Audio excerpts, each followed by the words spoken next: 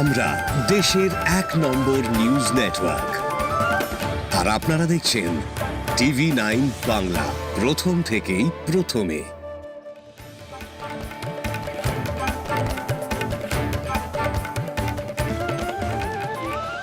আপনারা দেখছেন TV9 বাংলা চ্যানেলে অবিরাম সংবাদের সাথে আছি আমি স্বপ্না। এবার চলুন সরাসরি দেখবেন তাহিরপুরে জাদুকাটা নদীর পার কেটে বালু বিক্রির অভিযোগ, হুমকির মুখে শিমুল বাগান। সুনামগঞ্জের তাহিরপুর থেকে আমাদের বিশেষ প্রতিবেদনে।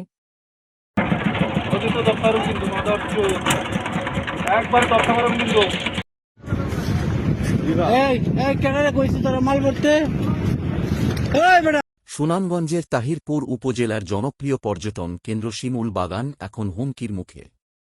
অভিযোগ উঠেছে, স্থানীয় এক প্রভাবশালী বিএনপি নেতার ছত্রছায়ায় জাদুকাটা নদীর পার কেটে বালু বিক্রি করা হচ্ছে। এতে দিন দিন ক্ষতিগ্রস্ত হচ্ছে প্রকৃতি ও পর্যটন কেন্দ্রটি হারাতে বসেছে তার স্বাভাবিক সৌন্দর্য।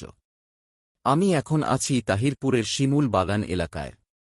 দেখাই যাচ্ছে জাদুকাটা নদীর পাড় ব্যাপকভাবে কেটে বালু সংগ্রহ করা হচ্ছে। এতে শুধু নদীর গতি পরিবর্তনই হচ্ছে না, পুরো শিমুল বাগানও ধ্বংসের মুখে পড়ছে। আমরা প্রশাসনের কাছে দাবি জানাই যেন দ্রুত এই অবৈধ কার্যক্রম বন্ধ করা হয়, না হলে শিমুল বাগান আর থাকবে না। প্রাকৃতিক সৌন্দর্যের এমন ধ্বংসযজ্ঞ কোনোভাবেই কাম্য নয়।